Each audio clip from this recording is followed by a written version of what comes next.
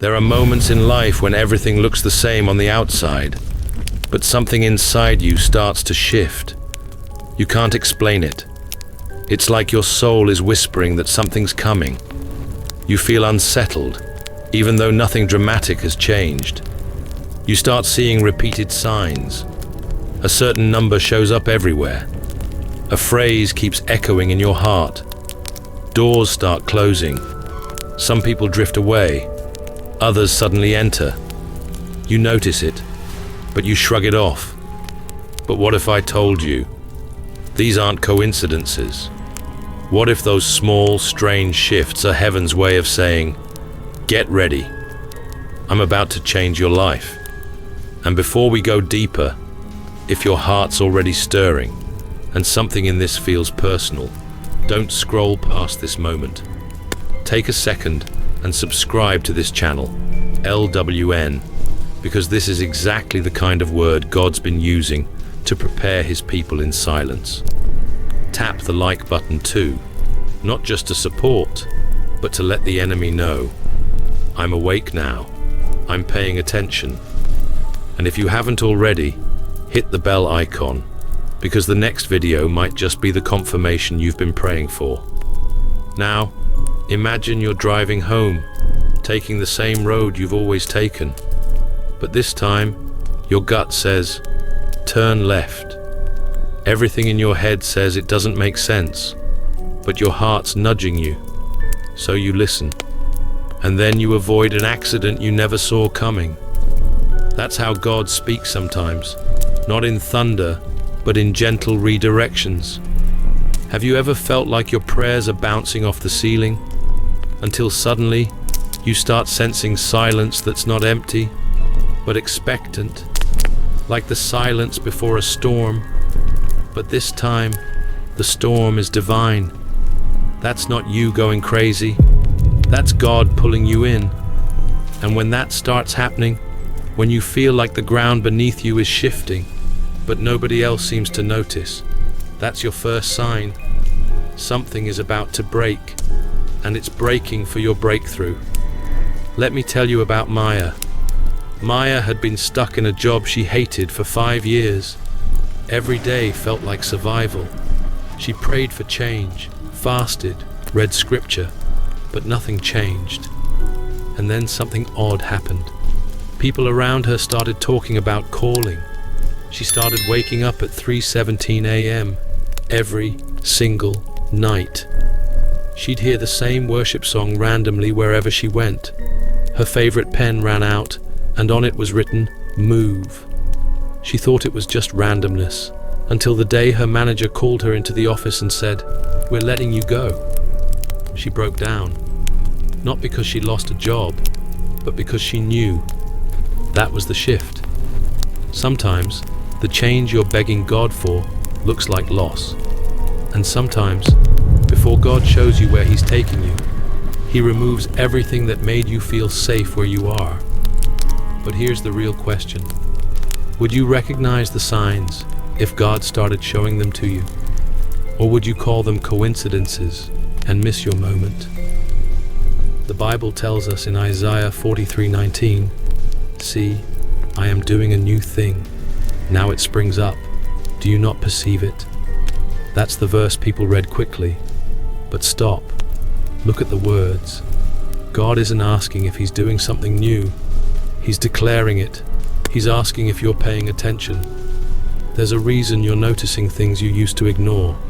There's a reason certain friendships are fading, and others feel magnetically drawn to you. There's a reason your heart's starting to ache for more, even when everything's fine.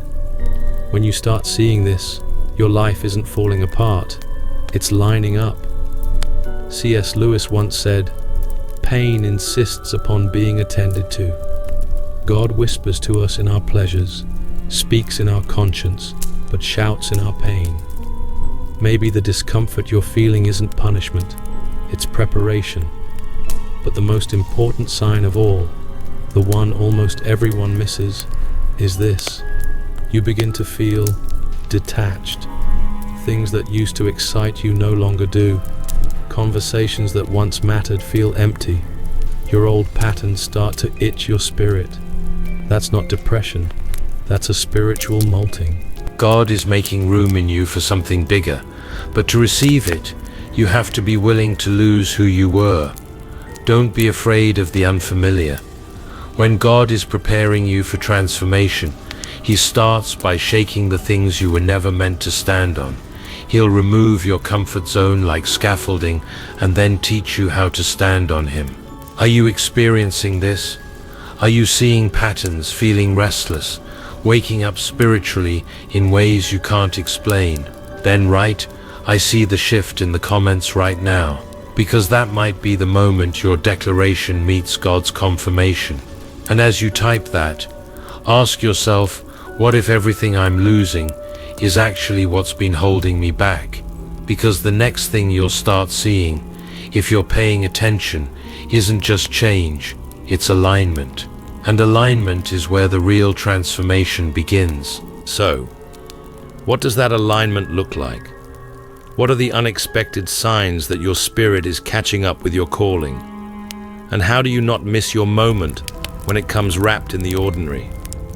If this is resonating with you, if it feels like your soul is exhaling, write, "I see the shift," and let others know they're not alone.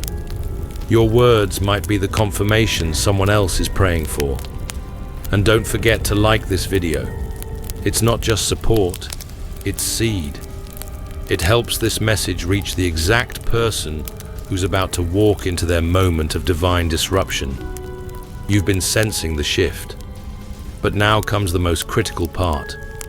What happens after the signs appear? See, once God starts to align your heart with His will, your atmosphere starts changing. But not everything feels good at first. It's not fireworks, it's not applause, it's friction. Suddenly, people who used to be your safe space start feeling distant.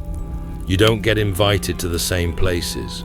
Your phone gets quieter, and if you're not spiritually aware, you'll start thinking you're being abandoned, when actually, you're being repositioned. God is not punishing you. He's clearing your stage, because He's about to give you an assignment that requires less noise and more clarity. But the scary part is, alignment doesn't feel like elevation in the beginning. It feels like exile. Let's talk about Joseph. You know the story. Favored son, colorful coat, dreams from heaven, and then betrayed, thrown in a pit, sold as a slave, lied on, forgotten. If you paused the story halfway, you'd say, this man is cursed. But what Joseph didn't know was that the pit was part of the path. God allowed rejection to lead him to promotion. Because alignment doesn't mean comfort, it means positioning. And when you start seeing divine discomfort, your life is about to change in a way you never imagined. What if I told you the reason things aren't making sense right now is because God is aligning you with something too big to explain in this season? Here's what alignment often looks like. You start craving solitude over noise. You lose interest in things that used to feel exciting. Your appetite for gossip, drama, and distractions dies without warning. And the strangest part? You feel more peace being misunderstood than being accepted. Why? Because alignment isn't about being liked, it's about being assigned. You're not here to please the room, you're here to shift the room. And that's why some rooms are rejecting you before you even speak. That's not rejection, it's release. C.S. Lewis wrote, "You are never too old to set another goal or to dream a new dream." But he also said, if you read history, you will find that the Christians who did most for the present world were precisely those who thought most of the next. God isn't just aligning you for a career move or relationship upgrade. He's aligning your soul with eternity. And that shift will disrupt your now so He can prepare your forever.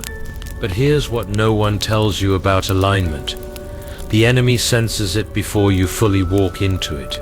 When Jesus fasted for 40 days, He wasn't just getting spiritually stronger. He was aligning right before he launched into his ministry. He faced direct opposition from Satan because alignment attracts warfare. Your clarity makes hell nervous. And maybe that's why your life suddenly got harder the moment you decided to take your walk with God seriously. It wasn't random, it was resistance, because spiritual alignment is like turning the volume up on your calling. And now the enemy can hear you loud and clear. But here's the good news. You don't fight for alignment. You fight from it.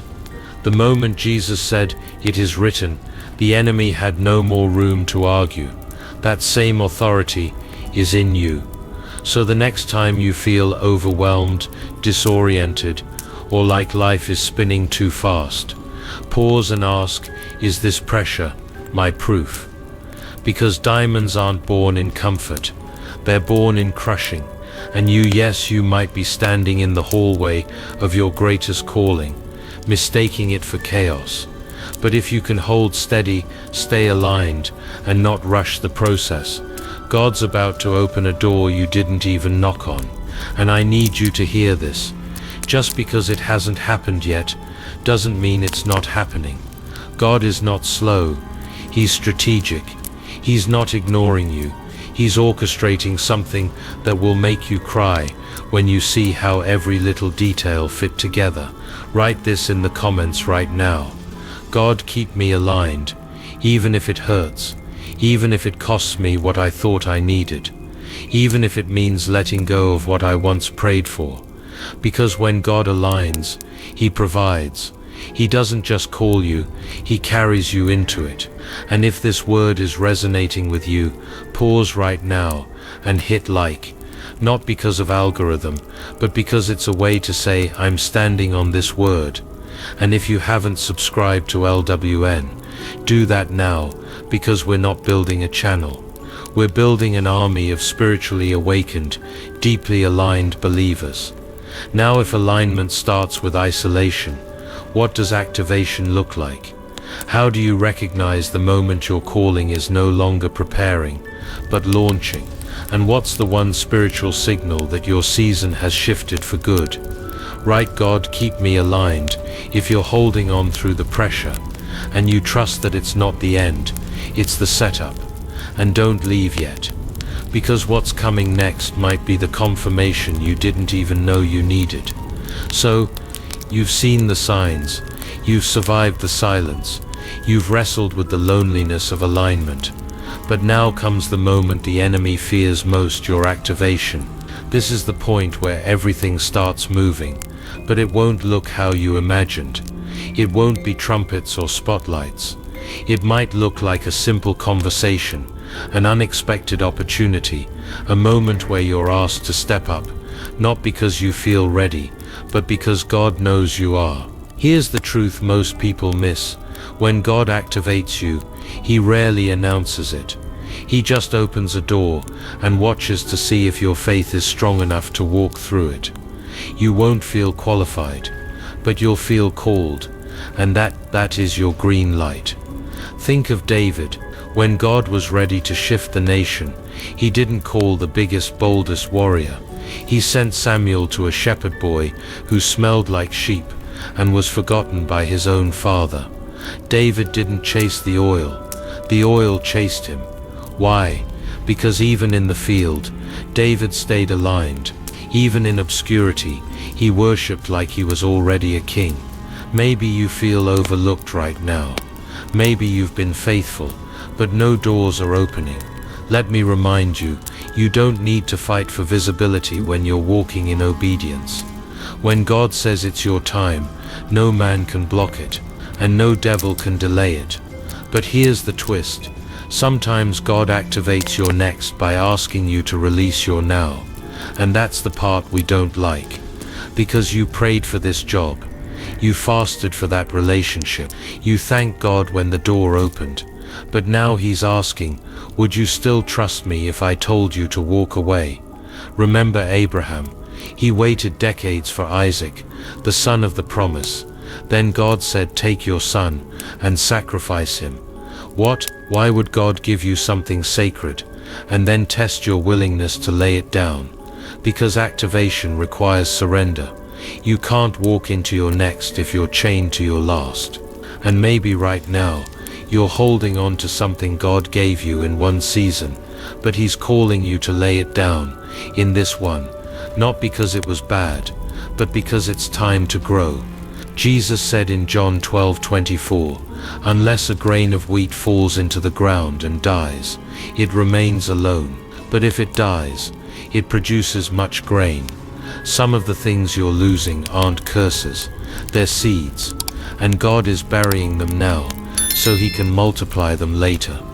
C.S. Lewis once wrote, "You are never too old to set another goal or to dream a new dream, but dreaming requires letting go of the past, even the good parts, so you can receive what's next."